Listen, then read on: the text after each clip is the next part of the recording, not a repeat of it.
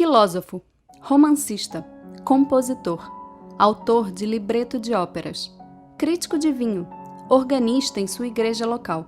O homem que conhecemos graças a mais de 50 livros publicados não se deixa capturar em definições fáceis. Roger Scruton, que foi condecorado em 2016 pela Rainha Elizabeth II, é conhecido do público brasileiro justamente por suas reflexões políticas, por sua inteligente e apaixonada defesa dos valores conservadores. Seu coração e sua mente, entretanto, parecem pertencer a outra esfera. My heart is in the aesthetic dimension of being. It always has been.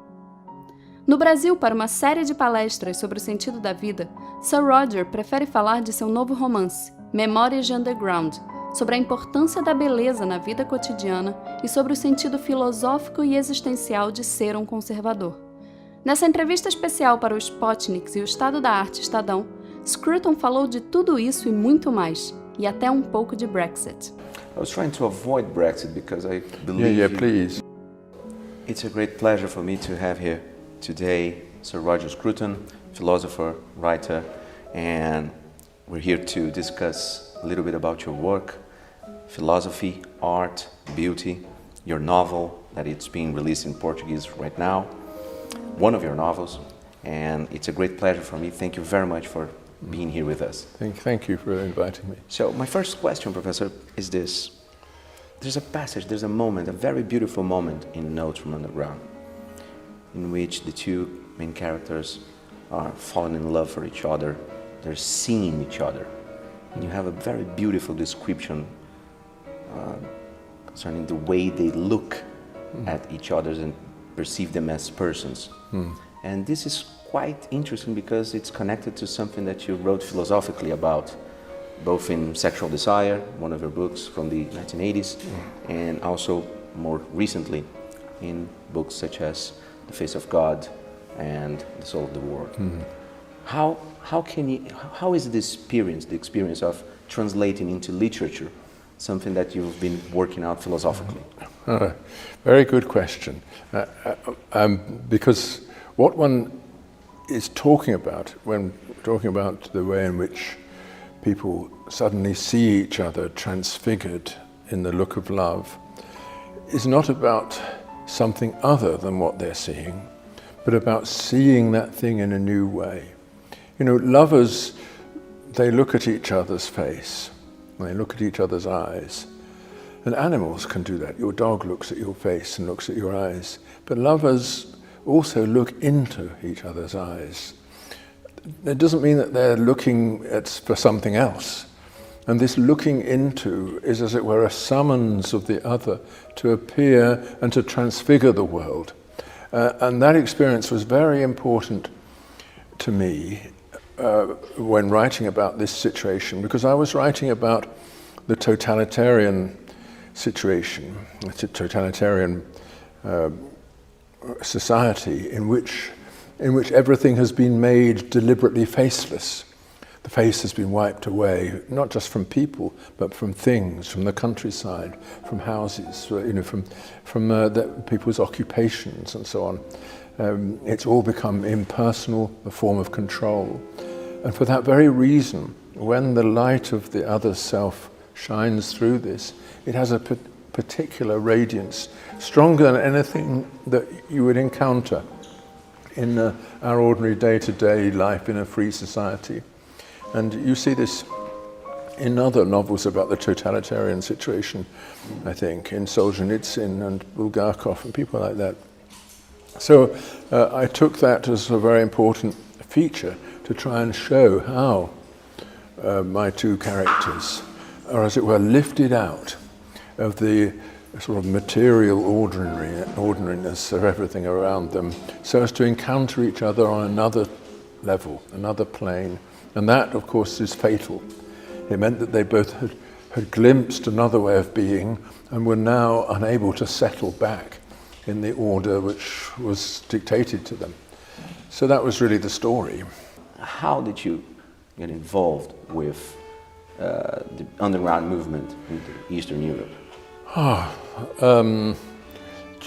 I was asked by a colleague to go there because she had some friends, well, she had made friends with a group of people who met for private seminars in Prague.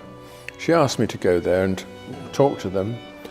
And I also had an invitation to go to Poland at the same time. So I made a little trip. And I was quite appalled. This was 1979, shortly after the Charter movement in Czechoslovakia, which was 1977. I was appalled by what I encountered, I have to say. The sense of desolation of the ordinary way of life, and also in the Czechoslovakian case, the persecution of my colleagues who had been thrown out of their jobs and were doing sweeping streets and things like that, but still wanting to meet and discuss ideas. So I had this opportunity to discuss ideas with them, came to know them and their network, and other people did the same, and we got together and just started trying to help. During this period, you were writing for the Salisbury Review that you founded, right? And one of your books, by 1985, I believe, Thinkers of the New Left, when you first wrote this first version, you have a very strong attack, a very strong criticism of a variety of left-wing intellectuals. Most of them were not so critical, or at least not so open about what was going on in Eastern Europe and socialist countries. Do you think that this personal experience influenced the way you look at those colleagues and peers? Of course. I was already very hostile to the Marxist way of thinking and to the attacks on traditional conservative and liberal ideas from the left, because they dominated my university in London. And the students were getting this one-sided diet of arguments from the left, New Left Review and all that, and were not being given any arguments on the other side. So I was already very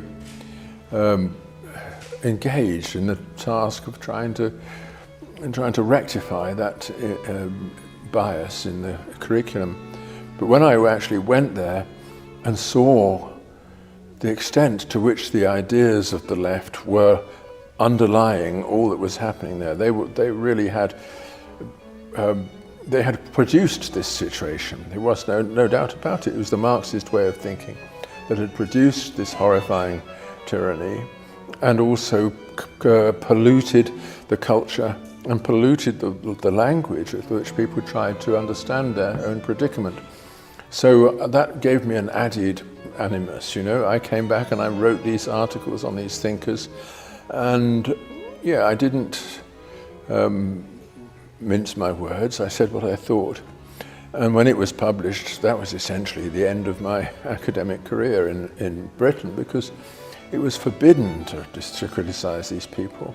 Publishers were harassed by it. Yeah, absolutely, and I was harassed. But when I republished it recently, and that is nearly 25 years later, in an expanded version, it got very good reviews because the history had moved on. People no longer were in the business of the Cold War, and they saw, in retrospect, exactly the truth of what I was saying about these thinkers. But one curious thing is this: if you have written the novel with the same feeling with which you wrote those articles, we would have had a very different novel.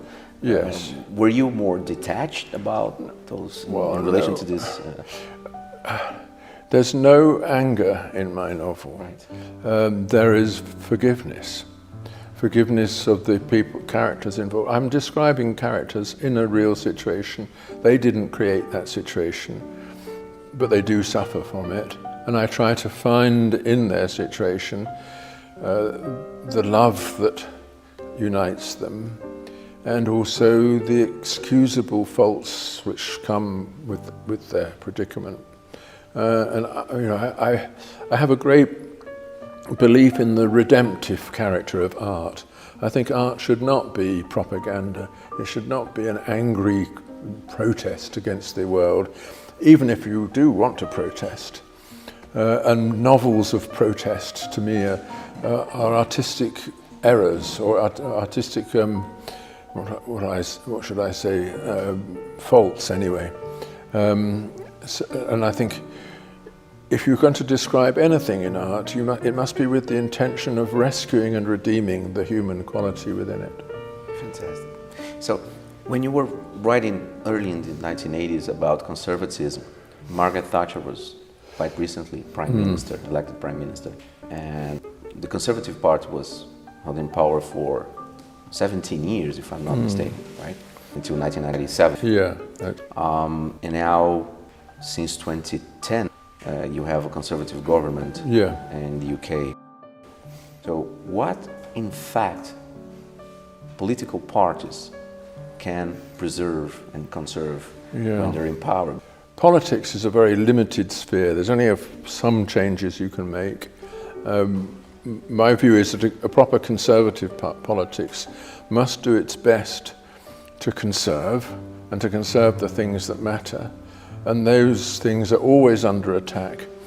And it's much easier to destroy things than to create them. That is essentially what Mephistopheles says to Faust. And it's what our civilization has always experienced. And the Conservative Party recognizes this. So it's always trying to stop the destruction. But it doesn't necessarily have a positive policy to put into place of it, because it's relying upon an inheritance, as you do in a family and in your private life. So inevitably there's a kind of erosion when the Conservatives are in office. There's an erosion of the things that they were elected to safeguard. That's inevitable. But the important thing is that people should be able to adapt to these changes. And the reason why they don't vote for the left, I mean, many of them do, but on the whole, they prefer to vote Conservative, is because they recognize the destructiveness of the left. I think this is very clear to many people. There are people young people full of resentments who want that destructiveness, but they're not the majority. Most people don't want a politics of destruction. And for that reason, the left, however active it is in the intellectual sphere, and it always is, will nevertheless not persuade the people as a whole. But you were writing, for instance, in The Meaning of Conservatism, it's 1980, if I'm not mistaken, right? You had a different tone when you were describing. Yeah, definitely. So, what's changed? Well, in 1980, when I published that book, I was still young. I mean, I was 35, 36. One thing that changed is that, of course, I became more mature, more, perhaps more reserved, more willing to recognize that you can't achieve very much, more reconciled. So, Meaning of Conservatism is quite a passionate book in a way, and I regret that, because it's not a passion that could endure. And my later writings on conservatism are much more to do with a kind of distant, moderate attempt to imbue the conservative vision with sympathy, not necessarily to impose it by any passionate doctrine. This is quite explicit if you compare it with The Meaning of Conservatism with How to Be a Conservative from 2014. Yes. Because you do a very honest effort to extract what you consider to be the truth in a variety of political positions and ideologies. That's right. And you can present your case quite open and quite with some sense of serenity. Yeah. And it's stronger. It is stronger, yeah, exactly. That's why I regret The Meaning of Conservatism to some extent. Yeah, the later book is, first of all, it's an attempt to show why there are so many people who disagree with the conservative vision, and to be respectful towards what their arguments are. But it's also, I have an underlying agenda, which is to say to the opponents of conservatism that there is a possibility of arguing about these things, that you may think one thing, but we conservatives think another. Let's put this to the test of rational argument and get free of this sort of hysterical witch hunting, which is the normal weapon on the left now. You have a very strong concern about the environment, the idea of nature, and some sort of attachment to places, traditions, people. Yeah. But part of the argument of the left was that Thatcherism attacked all that. Yeah. And this is something that we will find even in the meaning of conservatism. Yeah. Some criticism of the way Thatcherism was. Yeah.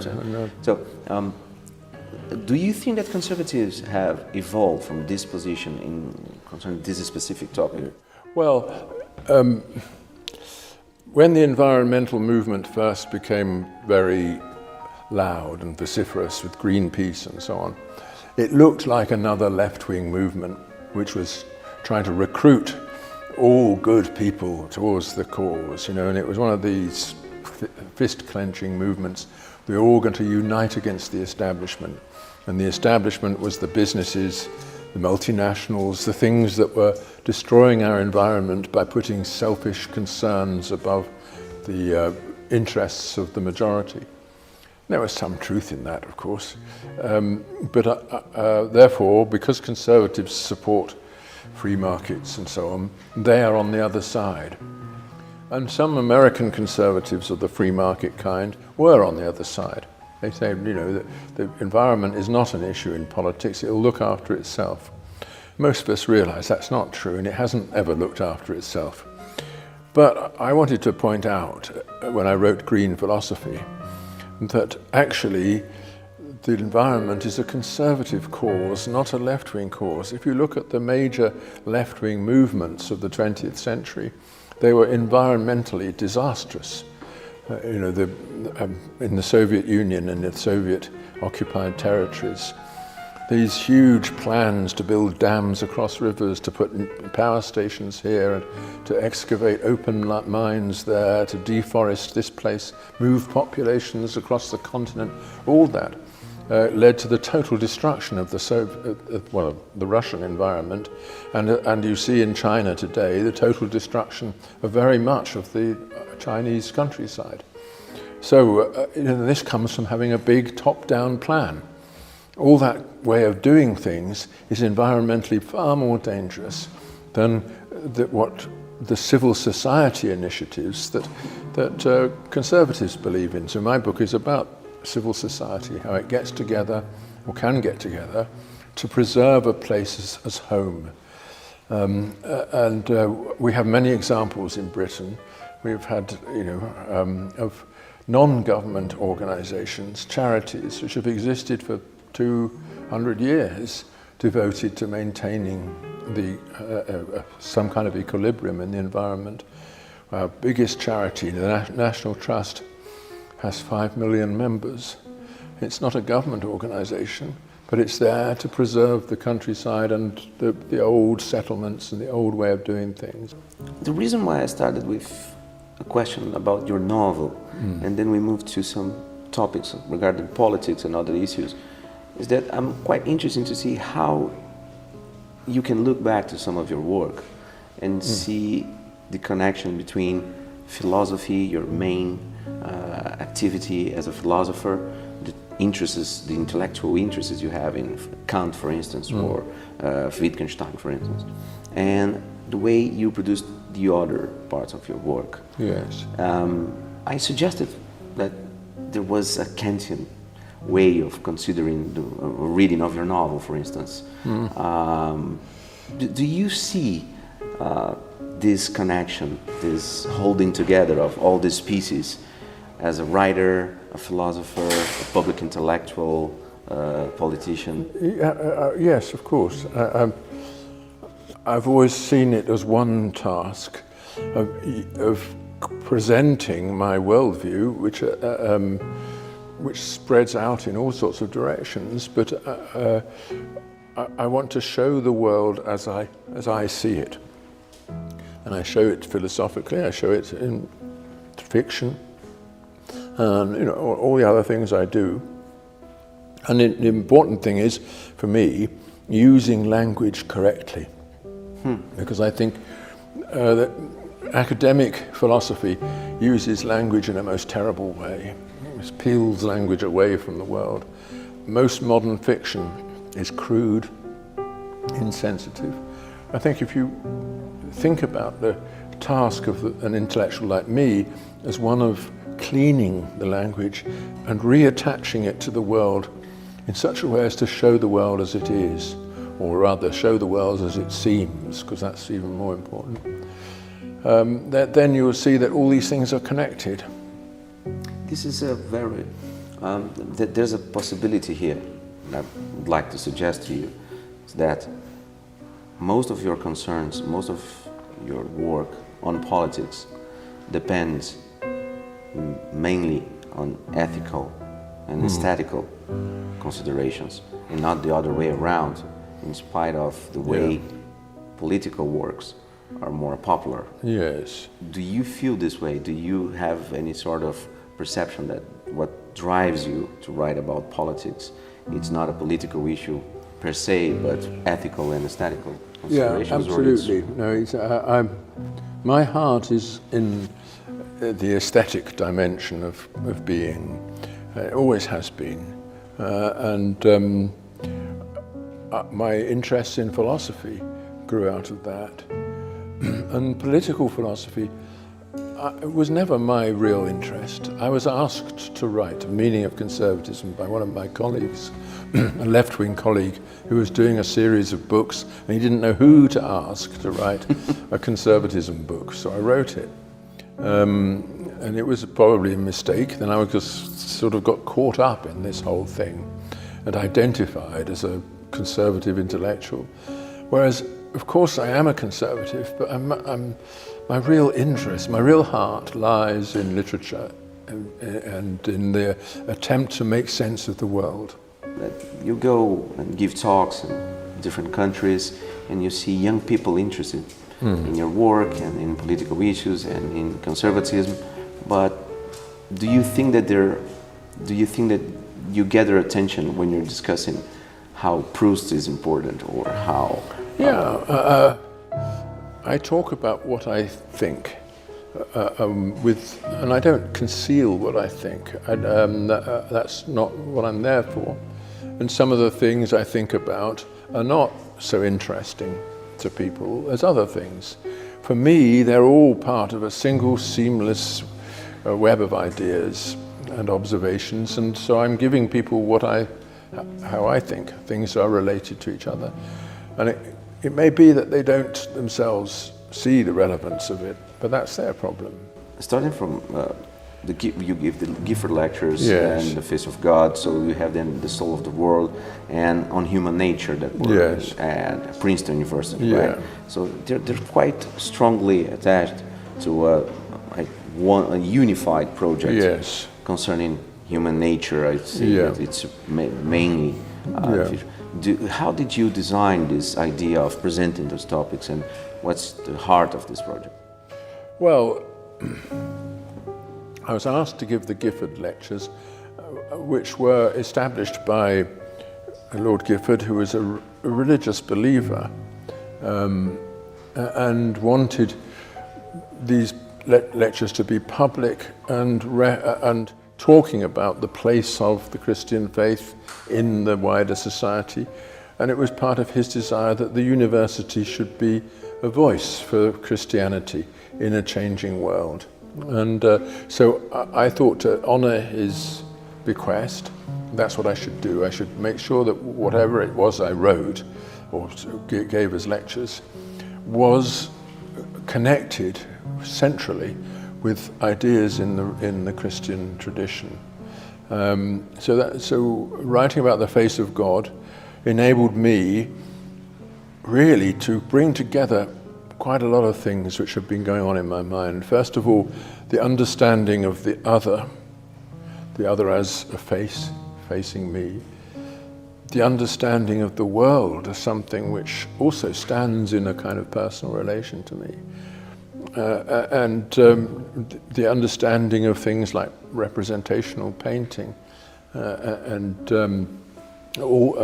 art generally. So I brought all these things together under the idea that if there is such a thing as understanding and relating to God in this world, it must be derived from these experiences. It's our way of, as it were, extracting from those experiences their metaphysical heart.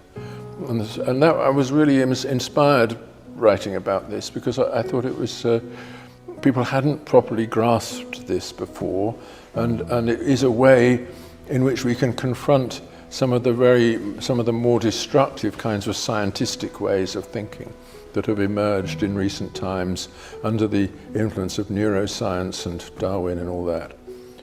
And then I moved on from there to the soul of the world, which was essentially giving a metaphysical underpinning for the face of God, by developing an argument as to how we understand each other in two different ways, both as a physical object, a biological process, if you like, and as a personal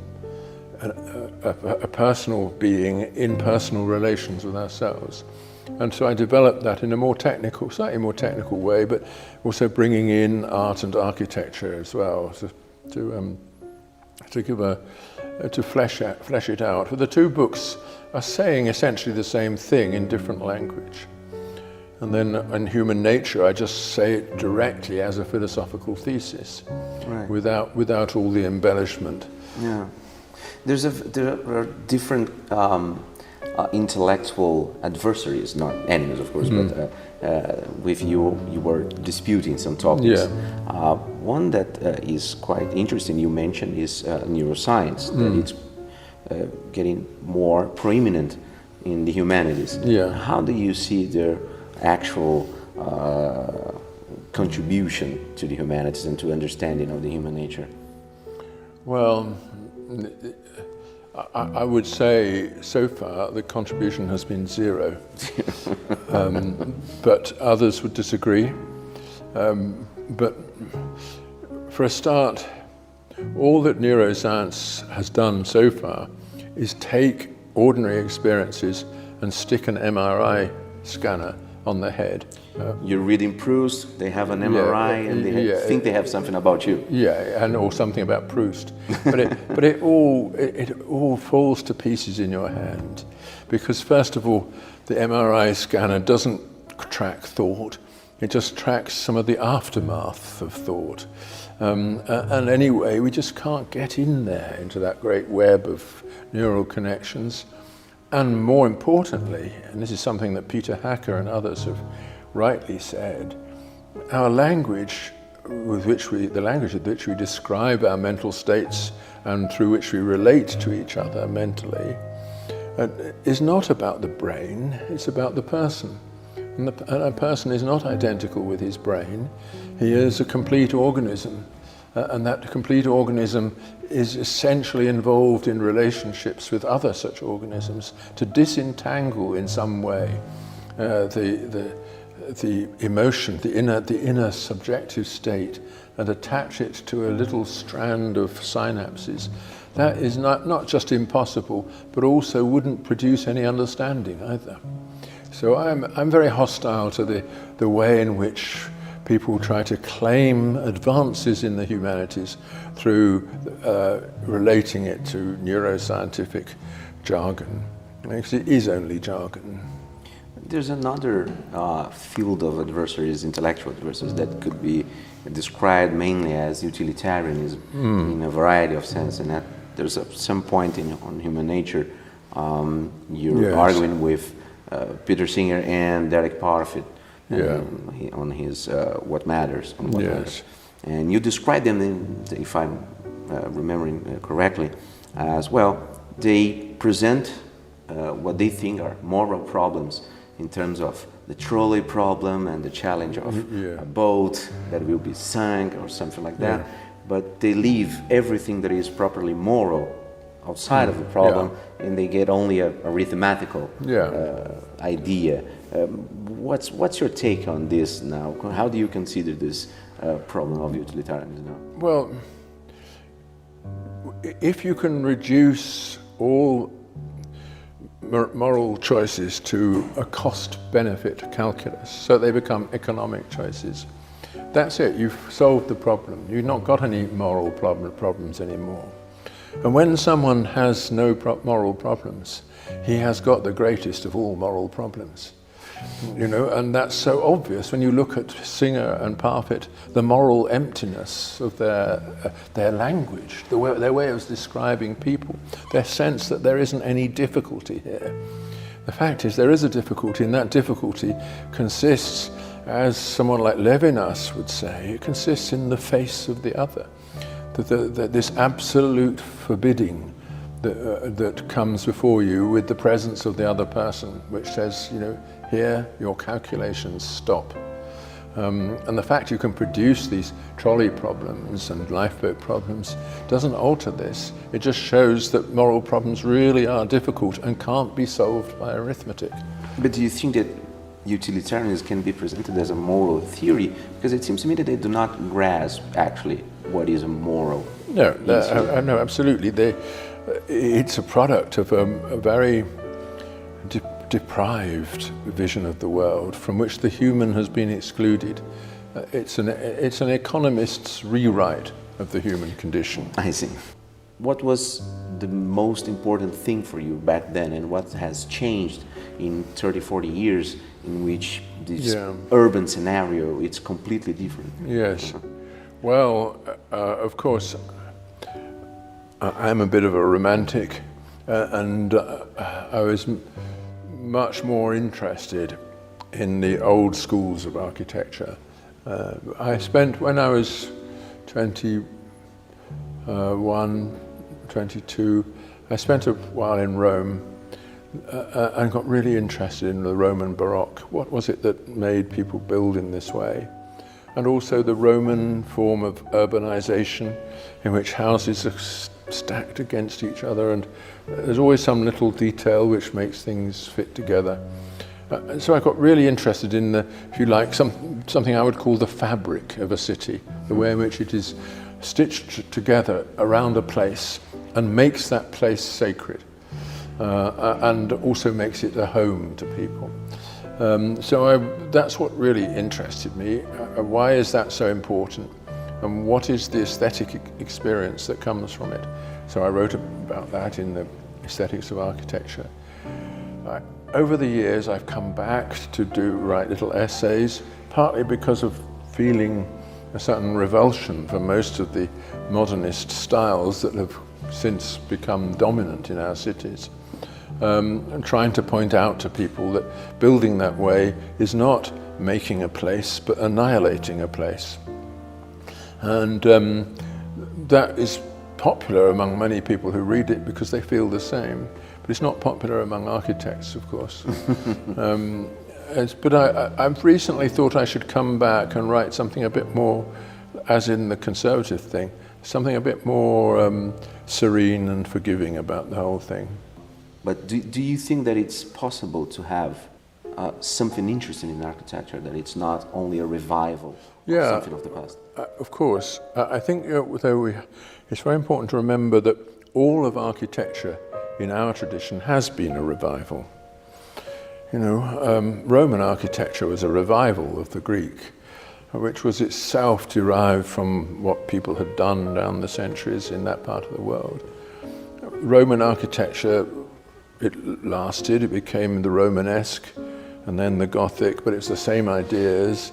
And then when people wanted to renew everything, they revived the original Roman orders in Palladio and people like that, or Brunelleschi first of all, but then, and then again there was another revival in the 18th century. Then in the 19th century they revived the Gothic, and then there was another revival of the classical, etc. The modernist styles are the first non-revival style in the whole history of architecture. And that's one reason why people don't like them, because they seem not to have anything in common with what has gone before. In architecture, as in furniture and clothes and everything, we want small, gradual changes, not these sudden, radical and destructive remaking of the whole architectural order.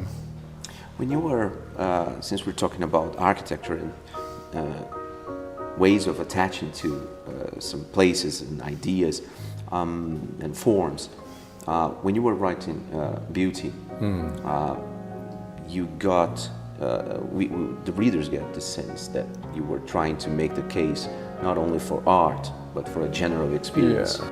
You just mentioned to us that this particular book and the documentary, the film that you produced for BBC, was not only a great success, but struck you as something that impacted people all over the world. Yeah. Can you tell us, how do you perceive this right now? Why is this the case? Well, the book on beauty, and we were talking about this before, it is a distillation of my thoughts over 40 years on this topic. As a result, it's quite dense. It's very philosophical. It's not easy. But I then had the experience of making a film with this excellent woman, Louise Lockwood, the producer, who forced me to express those ideas in a more demotic, vernacular idiom, and to find the images that corresponded to those ideas so that I could address people directly. So we ended up making this film, which was for the BBC. It had to be part of because it was defending a particular vision. The BBC had to have somebody attacking that vision as well. And because I'm right-wing, they had to have two left-wing people attacking it, because that's the way you have balance in the BBC. But those other two have been forgotten. Their films were rubbish. But here, this film has not been forgotten. The BBC tried to make it forgotten by taking it down off the YouTube. But there is the pirated version with Portuguese subtitles, which is there and which people look at. Brazilian contribution. Yeah, and I have constant correspondence from people, artists, not so many architects, but artists certainly, and ordinary people saying, thank you for saying this. It's what I've always felt and not been able to find words for, that beauty really is fundamental to my own life, to the life of the people I like, that I look for it everywhere. Without it, I'm not happy. And I recognize that it's not just a matter of taste, it's a matter of being in the world in the right way. That's the sort of thought that they all express in response to this, which suggests that I did manage to put my finger on a truth that we all can recognize. Not necessarily in the, in the best language, but at least I got somewhere. Now, part of the caricature against the argument that is presented in Beauty and in the documentary Why Beauty Matters, part of the caricature consists in taking that you would not appreciate, you would not be someone who would appreciate modern art, modern architecture, modern music, or even contemporary. And it seems to me that it's quite blatantly false to say that, because we know that you love T.S. Eliot's poetry and all that.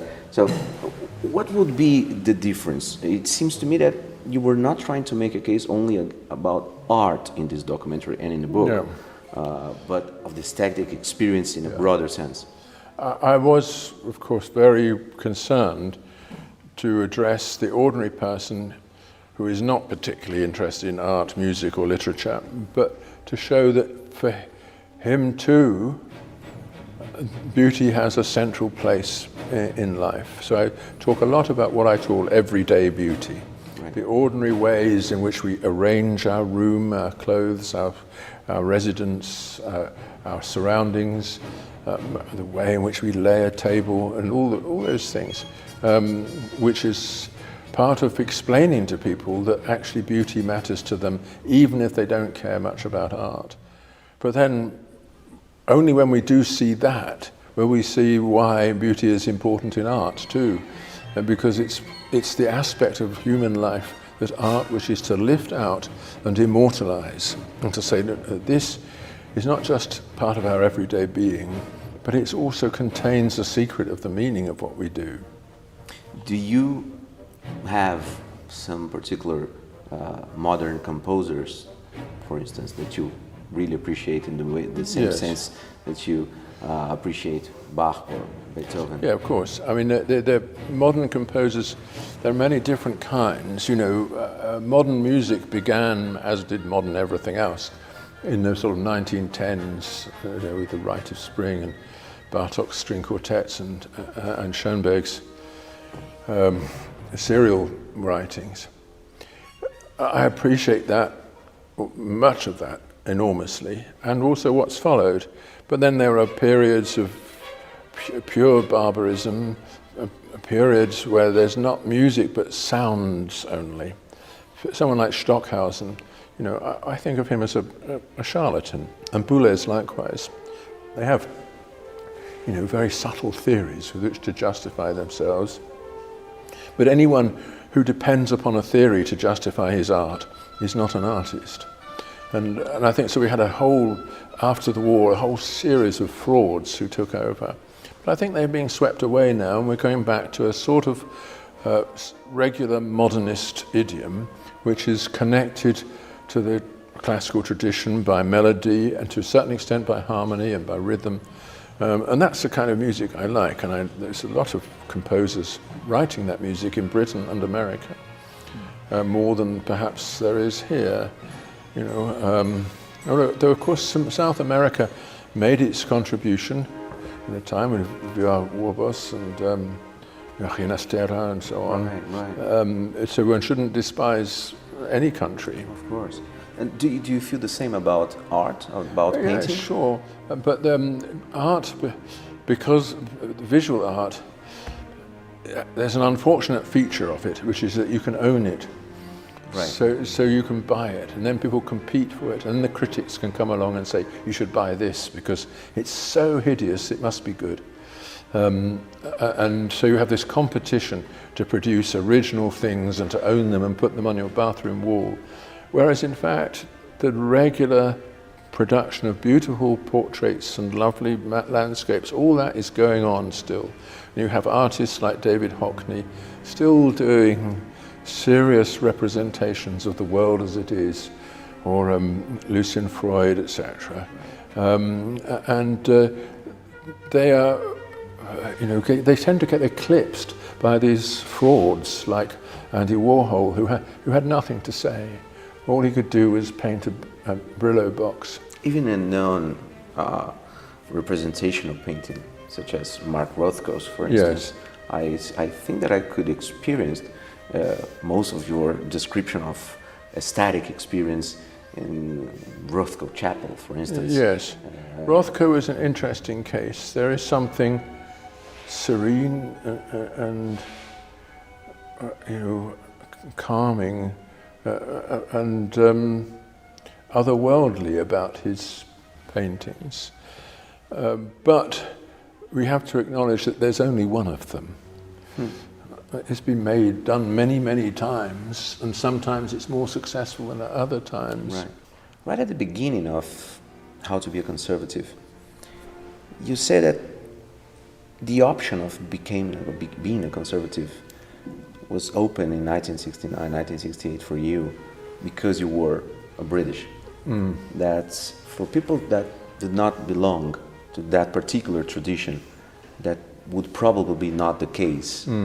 What did you mean by that? Well, what did I mean? We actually have a party which describes itself as conservative, and there's been a long-standing political tradition, especially in America, which is entirely devoted to conserving something, that original gift of the Constitution, in the case of America, if for us, the original gift of the monarchy and the common law and parliament. So whereas so much of politics elsewhere in Europe and in the West either that original gift has disappeared, or it's been replaced by a violent revolution, which is trying to be put in the place of it, but which doesn't succeed in being in the place of it because the attempt to conserve a revolutionary worldview is self-destructive. You can't, you can only put another revolution in place of it. And French politics is a very good illustration of this. The French Revolution turned everything upside down, caused horrible deaths and a destruction of the economy and the social texture. But people clung to their French identity.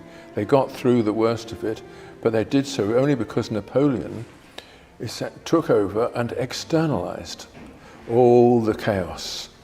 He was a very great illustrator of the second law of thermodynamics. If you can export entropy, then the system can continue, which is what he did. But in exporting entropy, exported it all over Europe and destroyed everyone else. And that led eventually to the world wars of the 20th century. So, final questions. One, this year you were subject of a vile attack by the New Statesman magazine, in which they had this bogus interview with you, and they put words on your mouth, they misprinted everything that you said, and the Conservative Party at that moment sacked you of a position you had as head of the Building Beautiful. How is this a testimony of our times? Well, it's a testimony to two things, really. First, that the Conservatives, whatever political power they have, are very scared of the left. And they're very scared of these meaningless thought crimes that can be attributed to them. They don't know how to deal with it. So they run frightened and say, let's get out of this. That's the first thing. The second thing that it showed is that the Conservative Party in Britain has lost all sense of what it stands for. It refuses to take a stand on something absolutely fundamental, which is, first of all, the presumption of innocence. Should it not ask the person that it's about to sack what he actually did say? Should there not be some attempt to put it all at a distance and get the truth? So all that, which is one thing that we should stand for, the idea of due process under law. Threw that away, and also threw away its obligations to its leading intellectual. If someone like me matters so little to the Conservative Party, to what extent can you think it actually has a conservative doctrine of its own?